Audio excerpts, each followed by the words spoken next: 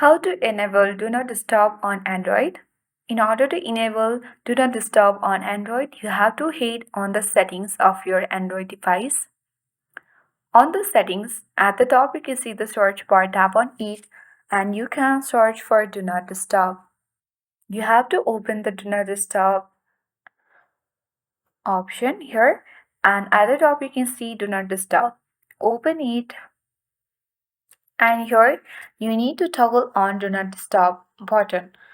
So this will mute all notifications other than alarms, timers and calendar events. You can also select the schedules.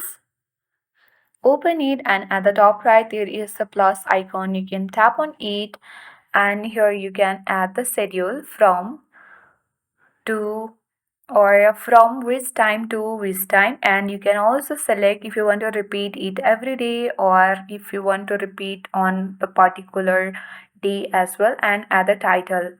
Come back from here and under exceptions you can see the people and choose whether you want to select it as non-favorites or the contacts.